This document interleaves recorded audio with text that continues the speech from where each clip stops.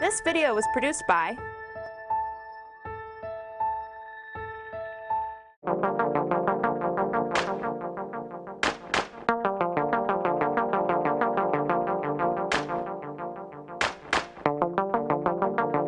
What I want to do is talk just a little bit about one of my pet projects that I've been working on in earnest for about the past year or so. This is something I've sort of had in the back of my mind for a really long time. And I'm really glad that I was finally able to see it somewhat to fruition. So in any case, what I set out to do is to go and colorize historic aerial photographs. So historic aerial images are becoming increasingly common to people who aren't normally used to looking at black and white images. If you go on to the this Harrisburg City's GIS website, which a lot of people do, even people who don't do much with normally do much with geographic data, you go and look at property values, you're going to see if they're in a flood zone, etc. One of the things you can bring up is you can bring up historic aerial images, which are all black and white. Also, if you go to Google Earth, they have this really cool feature where you can go back in time. But once you go and slide past a certain point, you end up in black and white land. And even though people like me really, really like panchromatic black and white aerial photographs, a lot of people nowadays aren't used to seeing them, and they'd really, really prefer color. So what I set out to do was to see if I could go and take those old historic aerial images and turn them into color images. So over here, this is just an example of Google Earth. And if you guys haven't tried it out, they do have this neat feature. What you do is you click on the picture of the clock up here, and it goes and brings a little slider down. It's transparent, so it's hard to see. I think they're trying to be a little too artsy here. It would have been better if they had it a little more vibrant. But you can see you can go and slide back to different points in time. And over here, this is 1994. And so even though we're talking about an image that's only about 20 years old or so, certainly color was available. It's still in black and white. And this is true for many, many areas, since basically up until fairly recently, color film was very, very expensive. And color digital imagery was even more expensive when you got to aerial images. Let's see. Over here, this is just the Harrisonburg City GIS. And you can go and see that you have the selection of photos over here, photo dates. This is an image from 1966, and you can see it's in panchromatic. It's in black and white. And so I was thinking, gee, wouldn't it be awfully nice to go and turn this into a color image? So before I get into how my technique actually works and go and show you guys examples of images that I've turned into color, I want to go and take a couple detours to give you a bit of background. And the first detour I'd like to take is to go and tell you guys about the eye. And so over here, this is an artist's rendition of what the eye looks like. It's comprised of a bunch of different parts. First off, we've got the cornea and the lens over here. And the cornea and the lens help to focus the light. They take the light coming in, and they go and focus it on this back region over here called the retina. And the retina contains cells called rods and cones, which are basically light-sensitive cells. And then in between them, we've got something called the iris, which is right here. And that opens and closes to control how much light goes into the eye. The iris operates automatically, unlike a camera aperture. And that's probably the reason why, if you have someone like me who goes and wanders into this very bright light here, I'm blinded temporarily because it takes a long time to constrict itself. And while you go into a dark room, it takes a long time to get used to the light because it takes a really long time to open up. But in any case, focusing in on the retina, where we have light-sensitive cells. We have two different types of light-sensitive cell. We have cones, which allow us to see color. And we have rods, which allow us to go and see tone differences in brightness. So in any case, the rods over here, we have cones over here. We have three different types of cones. We have blue cones, red cones, and red and orange sensitive cones. I should have explained this. On the x-axis here, we have the wavelength in terms of micrometers. And on the y-axis, we have sensitivity. And so we've got these two different types of cones. And what's actually kind of interesting about the cones is that the colors that we see actually vary somewhat depending on whether we're in high light or low light conditions. And so over here, this is just the sensitivity for the red cones over here. And here we have conditions with lots of light called photopic, and here we have conditions with very little light. And you can see that the wavelength that we see actually shifts a little bit. So the cones allow us to go and see colors, and the rods allow us to see tone differences. And it turns out what's kind of interesting and what's important for this study is that it turns out that we're able to see a lot more detail with our rods than we can with our cones. And so humans are much more sensitive to differences in tone than they are to differences in color. In fact, we're surprisingly insensitive to changes in color. Now, this is made taken advantage of in many ways in remote sensing, which is my field. Remote sensing deals with images collected by satellites and by aircraft. One of the most common ways that's used is in satellite imagery. And so it turns out that with the high-resolution satellites that have been available since 1999, what they do is they go and collect a high-resolution panchromatic image, and they go and collect a much lower-resolution color image. And because the human eye is much more sensitive to tone differences, that is, to color differences, you can go and do something called pan fusion or pan sharpening, where you go and combine together the panchromatic data and the color data, and it fools the eye into thinking that the whole entire color image was collected at that higher resolution. Surprisingly effective. You'd think that, I'm a smart person. I'd be smart enough to go and detect this. But the eye actually just normally, if you look, you can see artifacts and stuff like that. But the eye generally isn't sensitive enough to actually tell this wasn't collected at that higher resolution. OK. In any case, this phenomenon of being more sensitive to tone differences than to color differences is also taken advantage of when you go and color black and white photographs. So in any case, over here, we've got a photograph over here. And it's sort of pretty common for artists or for people who are trying to go and do colorization for historical purposes, et cetera, to go and take a black and white photograph like this and to colorize it. And what they typically do is they go and take a single color, like this color over here, sort of flesh color, and just go and paint it over a large area over here. So they have the exact same color, and they've painted it over this person's face. And because we're breaking up mainly on the tone differences, we basically don't realize that's just a single color. They don't have color variations there. This is done in Photoshop, but historically it's been done by taking watercolors and just painting it over the photograph. Yeah, I know my mom took an art class a few years ago, and they spent the whole time doing that. And it's just amazingly realistic, actually. It's surprisingly, for a fairly simple technique, it actually produces pretty nice results. OK, well, the next detour I'd like to take is talk a little bit about how computers represent color. And in technical speak, the way that a computer represents color is referred to as a color model. The most common way for a computer to represent color is by varying the amount of red. Let's see. Red is going in this axis, green, and blue.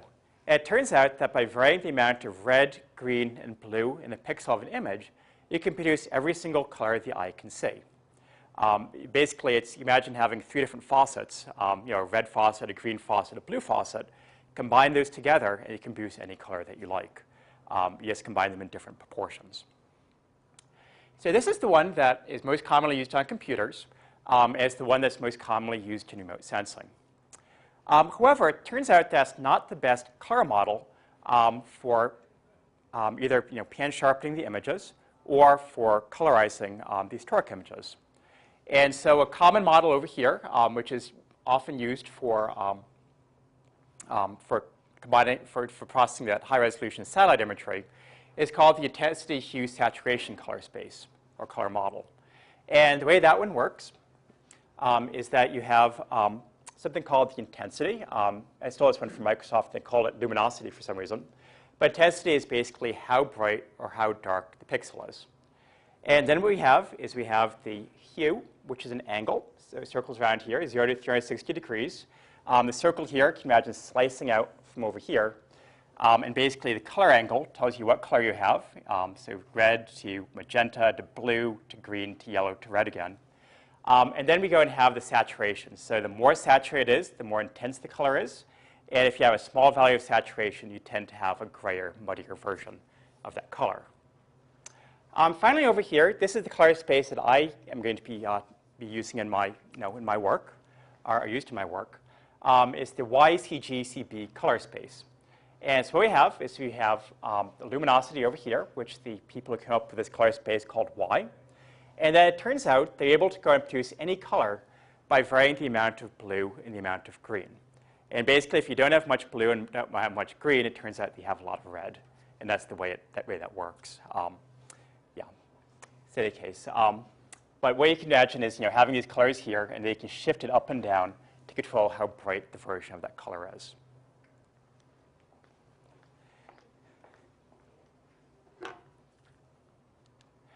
The next thing I wanted to talk about, which is important to understanding how my method works, is a bit about texture. And over here, we have El Capitan. Any guesses where El Capitan is? OK, it's not in California. Good guess. Good guess. You're getting closer. It's not on the moon. Mars. I heard someone say it. Yes. El Capitan is on Mars. And a lot of people, a lot of my students, I use this slide in class all the time. A lot of my students think it's like some huge formation, a national park or something. And it's not. My impression is it's about this big, taken by one of the Mars rovers. But in any case, texture talks about variations in tone. So basically, variations in how bright or dark the image is. And so you have smooth texture over here, rough texture over here. One way I like to visualize it is imagine turning this image into a 3D model and rubbing your hand all over it. Some portions would appear really rough. Some would appear really smooth. Oops. Yeah, this is just a more down-to-earth example. And so what you see is this area here, lots of variations due to the shadows cast by these trees. So very, very rough texture. Over here in the field, much less variation, a much smoother texture. Now, mathematically, texture can be calculated by looking at what's known as a moving window. And I apologize, I'm going through these topics that in my classes I'd spend a day or two on. Yeah, in 5 minutes. If I lose you guys, please accept my apologies. But what you do with that is you go and take, this is called a window over here. Imagine that you have a window with a whole series of little panes in it. And over here, we've got the image. So you have all these little pixels over here. And what you do is you go and take this window and move it pixel by pixel by pixel by pixel over the image. And for these pixels underlying these windows, you do something mathematical with the numbers associated with those pixels. So you do statistics with them, basically. And that gets you a value that relates to how much variability there is within that window.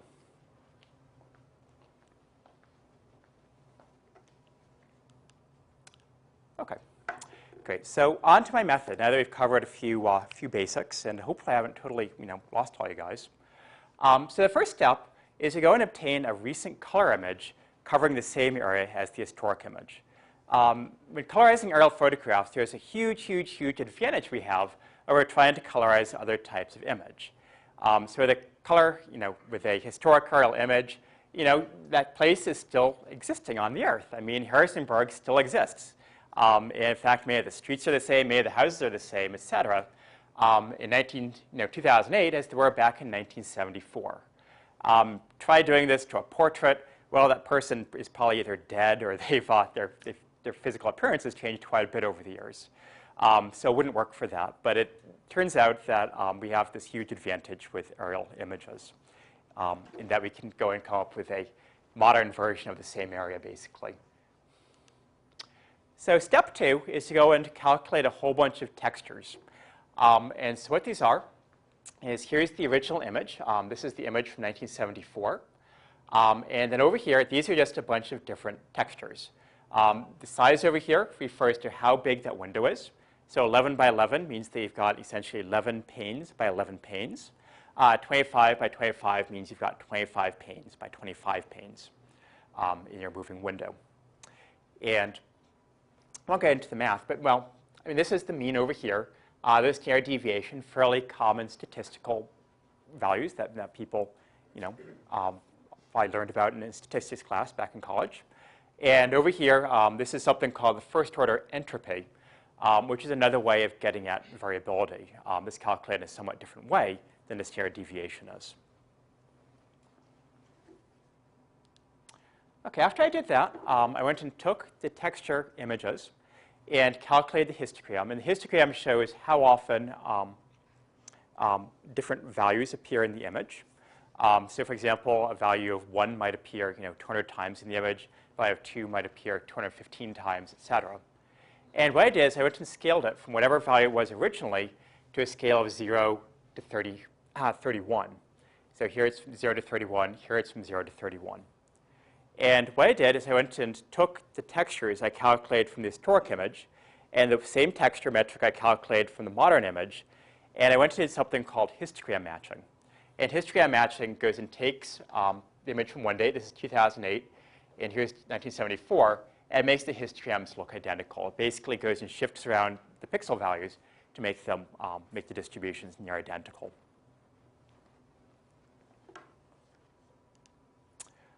Step 4, I went and used the texture values to go ahead and create a no-change mask.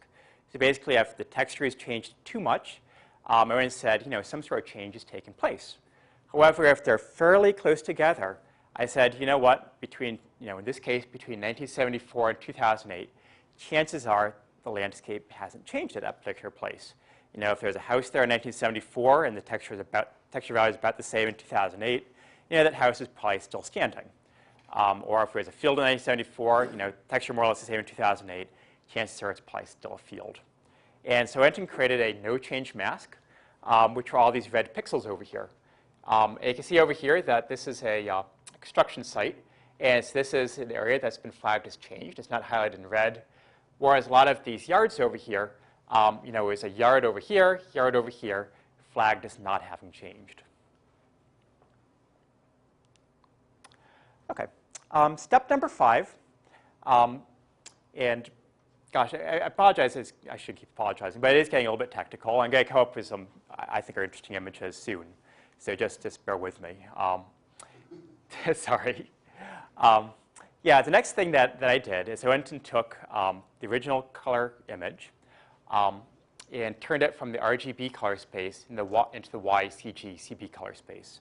And it's just a matter of doing some mathematics to the values in the image to go and do the conversion. Then after I went and did that, I went and created a lookup table relating each combination of those 3 different textures to an average value of the green chromaticity, so how green the color is, and average blue chromaticity, so how blue it was. And so you'd have, for example, you'd have, the first texture is 0, second texture is 5, third texture is 15. That would relate to a certain average value of the green, certain average value of blue. Then what I did is I went and obtained the chromaticity from the color image and the luminosity value from the historic RL image. And to go and set the chromaticity values, you're going to set the color value. It sort of depends on whether you went and had a changed pixel or a non-changed pixel.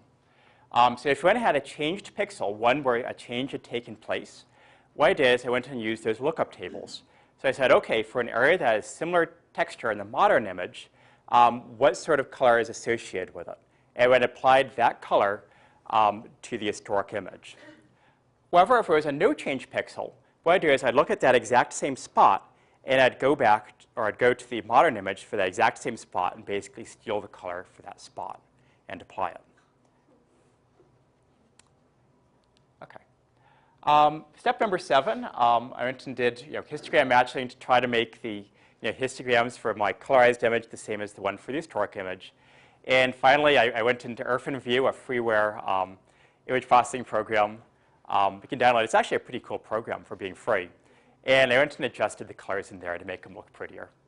I have no shame. It's more aesthetically pleasing. Great, but how did you? Basically, I want green grass to look green. I wanted the red roofs and this part of campus to look red, that sort of thing. Yeah, basically what happened was in the original images that I hadn't manipulated, the colors looked sort of washed out. And so I played around with the saturation mainly to try to intensify the colors a bit. Okay, so I went and tried it out here in Harrisonburg. And so over here, I've just got a 2008 aerial image collected as part of the National Aerial Imagery Program. It turns out that the U.S. Department of Agriculture is charged with acquiring aerial images of the whole entire U.S., I mean, even New York City, ostensibly for agricultural purposes, but they're used for all sorts of different things. You know, adding new subdivisions. Yeah, this is politics, but adding new subdivisions to maps, you name it, it's used for that. It's a really, really, really nice data set. But in any case, over here we have a 2008 image. It has a 1 meter resolution, meaning that each pixel takes up 1 meter by 1 meter on the ground. And as you can see, it's color. So over here, this is a image from 1983 that's panchromatic, black and white. So on the left is the original image. On the right is the colorized image. Yeah, I can see that it did add some color. It's not, it's not as vibrant and as contrasty as what you see there, but it did add color to it. Going back a ways, this is 1974. Panchromatic over here, the colorized image here on the right.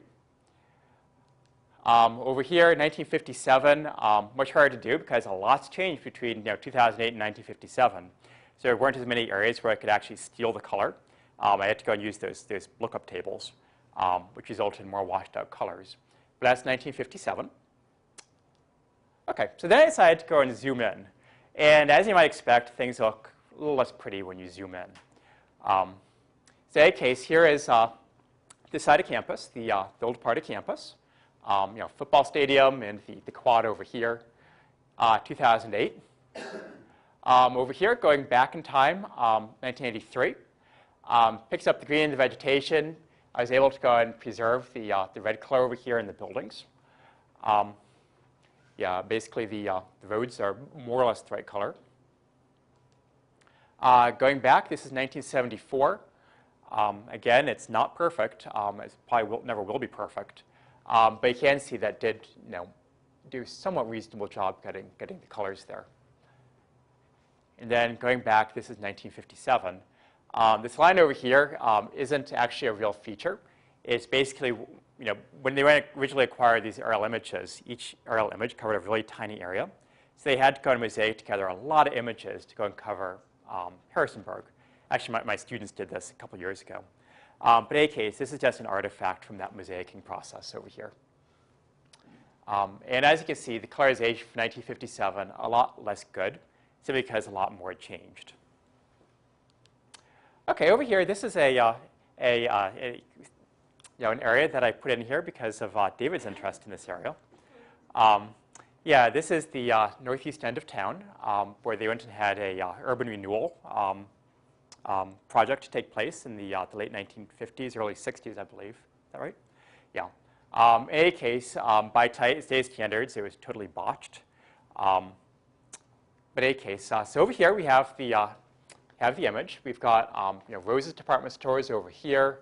What else do we have? Gosh, I live in Bridgewater, not Harrisonburg, so I'm not. Yeah, I used to live on West Gay Street, but I'm not. In any case, you've got a lot of. Yeah, you basically have a lot of buildings over here, and then over here is a residential neighborhood. But if you go back in time, over here we have that area in 1983. So we've got the black and white image here, the colorized image over here. Here's the beautiful and prosperous Rose department store over here. Oh gosh, I'm being videotaped. I probably shouldn't say things like that. Oh man. Yeah, anyone who's been to that shopping plaza knows it's not doing terribly well. That said. At least it's not out of business. But in any case, here we have 1974. Yeah, basically the same thing over there. Maybe a couple of buildings have changed. Fast forward back, 1957. Quite a large change, actually. So over here, we go and see a large house that, if you go and look back at the testimonials of people who lived in the area, they frequently referred to this. Over here, I thought this is a park. Apparently, it's something else over here. But you see that's all these houses that end up getting lost. I believe they actually, they just knocked down the houses. They also knocked down a synagogue for good measure. But in any case, yeah, lots of change has obviously taken place here. Pretty difficult, test of the, of the program or my technique, simply because so much has changed. But you do have some color here. Okay, so in conclusion, the results, far from perfect. But I showed them to a bunch of undergrads. I didn't have IRB approval, so I didn't do anything formal. But most of them did actually prefer the colorized images as opposed to the black and white images. In any case, where to now? I'm hoping to go and write up a provisional patent application over the break. Yeah, sorry, it's I'm not a really money-oriented person, but it's a little extra money might be handy. Who knows if anything's going to come out of it? And basically, once I get that, see if there's any commercial interest. So there's a couple of thanks. Yeah, first off, I'd like to go and thank James Madison University College of Integrated Science and Engineering. Back when science was CSAT, I went and got a small grant which allowed me to go and purchase the historic images and pay for the students to go and do the rather tedious work of correcting them and mosaicing them together. And and all the students who helped with that project, very, very, very useful, and thanks to them. Okay, terrific. Well, that's it for my presentation. So, yeah, I'd be happy to answer any questions, and there you go.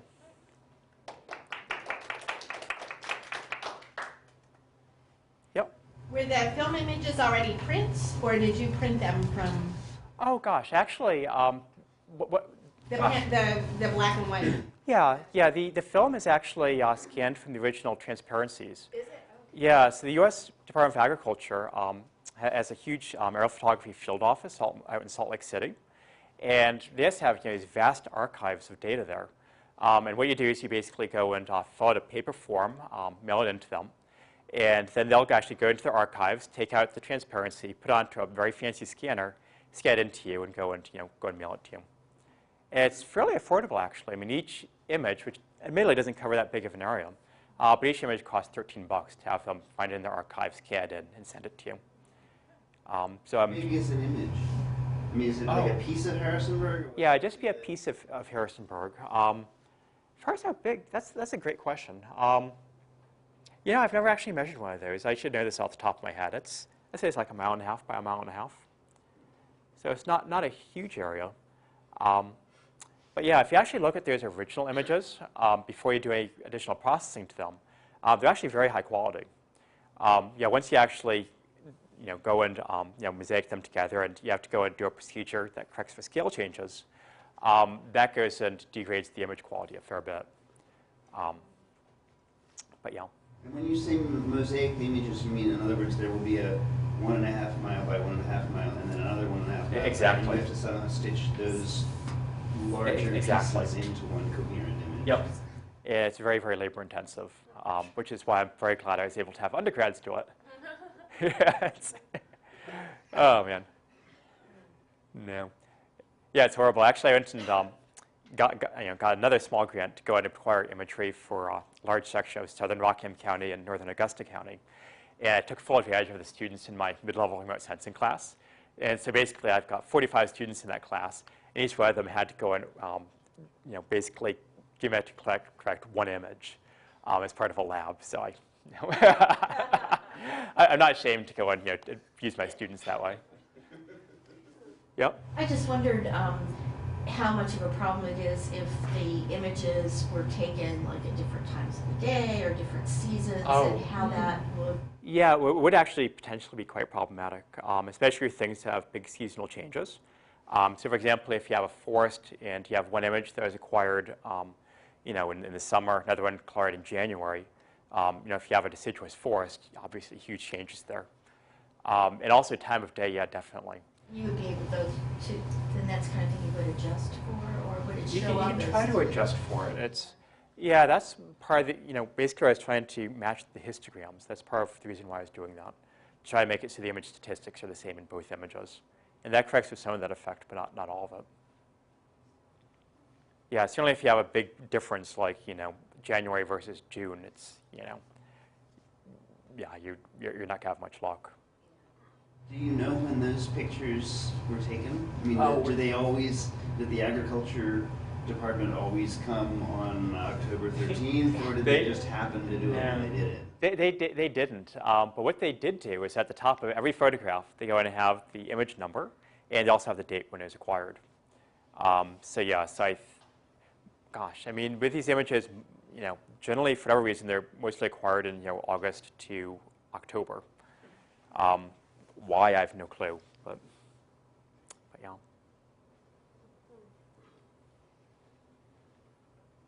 So yeah, so if anyone's, oh, yeah.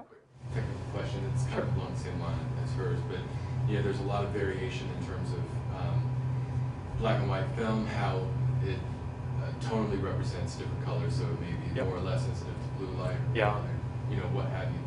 Have you found that being problematic in terms of matching tone and texture? So has there been anything that has surprised you if you look at a modern one and look at a historical one, even the same place looks different because the tone and texture is different, the way it was, the way it was captured? Yeah, that's a great question.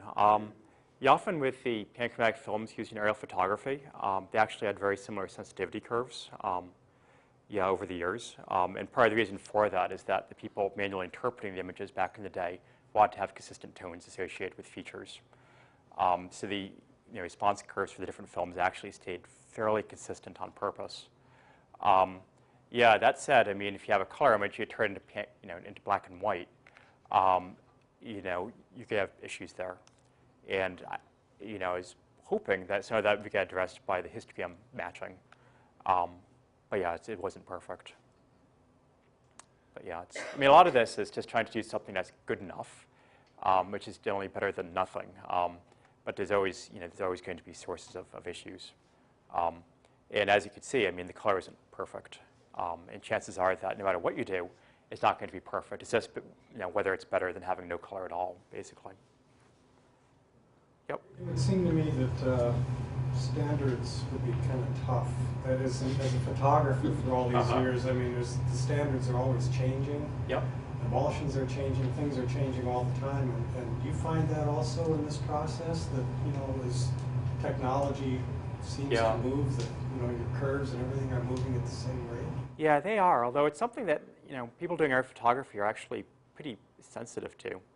I mean, they're, because people are, interpreting these things for a living, and they have got some pretty, high financial stakes riding on them. They actually do spend a lot of time trying to go and make things consistent. Even back in the 1950s, you have, people routinely use densitometers, to go and calibrate their film and everything else. So they tried to do it. I mean, it's obviously not perfect, but they tried fairly hard to go and make it consistent. But yeah, there are certainly differences, and it's sort of remarkable, actually, to go and look at the progression as far as the image quality goes over the years. I mean, not to say, I mean, the black and white images, we've got black and white images going back to the 1930s, and it's, they knew what they were doing back then. But even that, I mean, just the difference in lenses, for example. So for example, with the older aerial photographs, you had a major hot spot. So basically, it's very bright in the center of the image, and then got darker towards the edges. Whereas, over the years, you stopped seeing that because they had better lens technology. So it's, there are a lot of things that, do play into that. I know it was a lot easier dealing with panchromatic than it was with color, certainly because the materials are so... Yeah, for processing, for sure. Yeah. And just, I think just in getting a good results, I'd worked with a lot of colored film back, when it first came out with Vessler color and Hector-Color and all that monkey business. And not only was it dangerous, but you couldn't quite get the same results over and over again. Yeah. So I'm always interested in the digital and what it's doing. And also with your Martian landscape, El Capitan. And do you know how that works when they send that back? Has that come back to monochromatic, and has it changed? Yeah, well, what I think they do with that, I think it was actually a filter wheel that they used for that. So they basically have, one, grid of detectors here, and they basically stay in one place and have a filter wheel going in front of the lens. And so they basically sent back a series of, black and white images, but each one was sensitive to a different range of wavelengths, and then you combine them together. And they have a calibration scale on the rover. Is that true? I heard that somewhere. That they can photograph, that they sent up, and I think it's on a sundial that's on it too, for whatever reason. And so they can photograph it to calibrate the color. Yeah. as well. Yeah, I bet they would. But yeah, but yeah. But cool. Yeah, I mean, it's all these things you don't necessarily think about when you see an image, but yeah, there's a lot that goes into it. Yeah. When do you see that black and white film documentation ending? Oh, gosh, I don't think it's ever going to end. But what's probably going to happen, which is sort of unfortunate, is it's going to get moved to the National Archives. And the National Archives is much, much harder to deal with than the USDA. Yeah, basically, they're much more protective of their stuff. And they're also much less equipped to go out and do things like, scanning copies and send them to you in a timely manner. But are they still doing black and white? Oh, great question. There's actually more black and white aerial photography being collected than you might think, simply because it's got a very fine grain size. And so a lot of air photo companies can't afford the digital cameras, and so they have to go and use film. And they get a much finer grain size with the panchromatic data, and you also go and get the more consistent tones, which photo interpreters like. And so it's used a lot, especially for engineering purposes. But yeah, no, I mean, it's sort of interesting since in consumer photography, everything's moved to digital pretty much. But in aerial photography, because you have to have such huge detectors, and you have to have such high levels of calibration and everything else, a lot of the smaller companies just simply can't afford to go and buy these digital cameras, so they're still using film ones. Do you know what size film it is? Yeah, it's usually 9 by 9, 9 inch by 9 inch. Yeah, so it's a pretty large size film.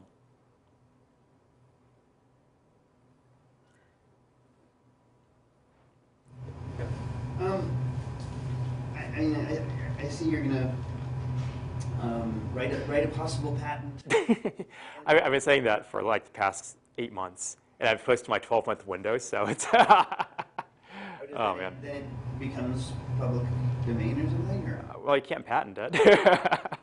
Yeah, so basically after you present it for the first time, and I first presented it in March of last year, you have a 1-year window where you can patent it. So yeah, and then after your 1-year window's up, no one else can patent it because you've already, it's already public domain, but you can't patent it. I see. So, but I guess my question was, what kinds of purposes do you imagine? You said if there might be a commercial purpose. When you did this, did you think oh, this would be really neat, or did you think, well, here's something that this technique could solve. Here's an issue that is currently a problem. Right. If only we had colorized historic photographs, we would know more. Sure. So in other words, how does the visualization work in terms of science, and what problems could it solve? Oh, sure. Well, as far as science goes, the answer is not much. Basically, because the color didn't originate from that historic image and is added on, it could actually cause problems if people misinterpret the image. The problem that it would solve is more aesthetics. Basically, people using the data who are out in the public would look at the image and prefer to see the color image. And I've found that among my students, they prefer to see the colorized image. So the way I see it is that you might go to Google, for example, and it'd give you an option to go and have the original panchromatic image, or click a button, you get the colorized version. Or likewise for a CDGIS, you'd have different options. You go and get the original, or you could get the colorized. And the colorized would be more for visualization. Also, if you went and had, for example, a historic site, and you're trying to go and do something, say, for a museum, to go and do a, showing what the site looked like, say, 50 years ago, and you have some aerial images, what you could do is you come up with a colorized version of that, and the visitors to the museum might find that more engaging. And so it's not because you want to go and do something scientific and you want to extract more information from it. It's more to go and make it more more interesting and engaging to a more modern audience who's not used to dealing with black and white images. Are there applications that you imagined or tried at least that aren't aerial images? I'm thinking, for example, like if I have 100 pictures of my grandparents when they were in their 30s, but I have the one that somehow is in color, I can use the color information from that image to then, my house or whatever, this could be like color pictures. It would be tough, but yeah, you have to basically, oh gosh, because the face isn't going to be the exact same location and stuff like that, you'd have to basically warp the black and white image to go and fit over the, the color image, and then maybe the technique could work. It'd be interesting. I mean, you have to hope that like the person had the same number of wrinkles in like the old one, and that the beard was about the same length and all that. But yeah, it could possibly work. That said, I mean, for a human face, there's not that much color variation, and you can figure out what the person's hair color was. It might be easier just to go into it manually and just maybe steal the color from the color photograph. Just go ahead in Photoshop, steal the color, paint it over the black and white photograph. Do the same thing for the hair, and that'd probably give about as good results. So it'd be a heck of a lot easier. But no, that's interesting though. Yep. We do that in Photoshop, and I always wondered why it works so well. Oh, so now you answered my mystery. Oh gosh. And oh man. And then I wondered, so once you get your patent done, like say a big corporation finds a use for it, this is just, I wondered, so does JMU profit from it, or could you profit?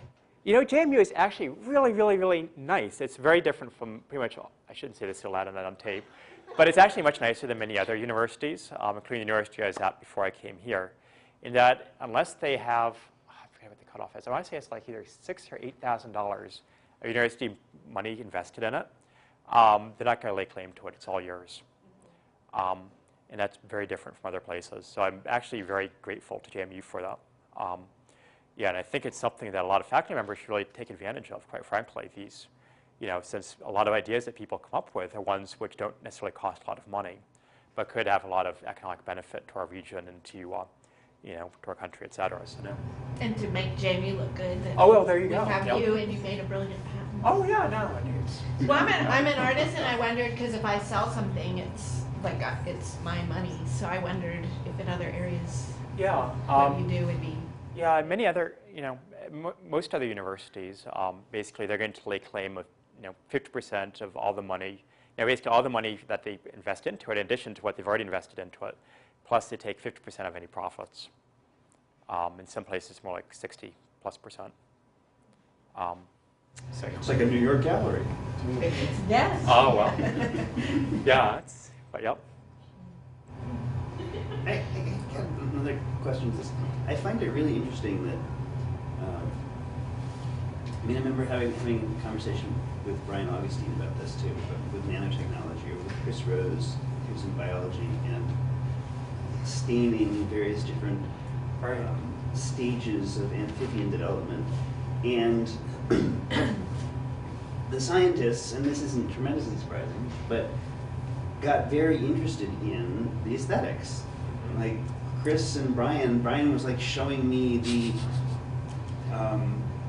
the calendar from the nanotechnology company, and these providers, and there were like pinups, and he's like, I got an honorable mention for February, and it was all about, creating these beautiful images, and with that, it seemed like there was an attempt at the same time to make something beautiful that would also give more information. So in other words, for Chris, it was really important that he stained these slides in a certain way so that one could follow the morphology as clearly as possible. And so the question of lying, clearly he's manipulating the image, doesn't look anything like it did, and he's done stuff to it. And he's done stuff to it and made it pretty at the same time. And so I'm just wondering about that kind of, and you don't seem at all bothered about the fact that you've made these images that may well, you're trying to make them as right as they could be, but you're perfectly willing to acknowledge that this is not scientific, that in fact it may actually skew the results, and that it's basically going to make things prettier that people will enjoy more. And so I'm just very interested in this kind of, because we think of scientists as horribly objective, and it's all going to be about, and this is all about images lying, and creating images that lie, and scientists being perfectly happy with images that lie. So that's what I'm wondering about. But I think there's a little bit of a difference as far as like the ethics behind it, in that there's a difference between intentional lying and telling people that you're being lied to. Here's what you can expect, but still, if you enjoy it, go for it. Yeah, I mean, if Google did like put this up on a website, I'd highly encourage them to make like something that's not in some like very deeply in some disclaimer or something that actually says these are not real colors. Don't like base a legal decision on it or something. So yeah. But people would probably assume pretty quickly that they were real, right? I mean, if I went to Google and I had my choice of color, black and white, and I hit color, I'd be like, yeah! Oh, so that's the way it looked in 1957. Oof. Yeah, I don't know. I mean, it's... It's analogous to like medical illustration because a lot of times medical illustration shows more than a photograph would. Right. And so there's still people who do real medical illustration. It seems like that it's because you're making something more visible than it would otherwise be, and so that it's sort of like that. And I think as long as people realize there are variations, it may not capture everything. Yeah. Still, you see so much more. I mean, it just looks like texture on one black and white, and then you see, oh, it's trees. Because you really don't have a good, unless you're really expert at reading those, you don't really know what they are. I don't know. Yeah, I agree, because in a way it just gives more information. You go like, okay, that's pavement, that's dirt, that's the foliage. Right. So otherwise you'd have to think too hard, like, okay, what might this white area be? Yeah, right, what is that? And I didn't mean to imply at all that it was, no. horrible ethic laundering. I just thought it was really interesting that so many scientists are so interested in aesthetics, and that manipulating images and having them not be objective is completely part of the course in terms of visualization. Because when I started all this, I would have thought, okay, so the idea is to show things exactly the way they are. And then you realize that you just can't get that much information if you show things exactly the way they are. And so you start adjusting so you can show more. Yeah. Actually, one sort of cool website to go to if you're ever looking to kill time is called Earth is Art. It's run by the U.S. Geological Survey. But what they've done with that is one of the main satellites that you used for observing the Earth is called Landsat. And they've actually gone through the Landsat archives and purposely chosen the images that they find the most interesting and most aesthetically pleasing. And they have like a little description of them and stuff like that. But in any case, part of the reason why they did that is that Congress, kept on trying to defund the Landsat program. So they're trying to go and show Congress basically that this stuff is really, really cool and to get the public into it. But in any case, if you just go and search for Earth is Art, you should come to the link, and it's pretty cool. Yeah, among other things, a lot of CD covers steal images from Earth is Art. Other questions? Great. All right. Great. Well, Okay, thank you, Zach.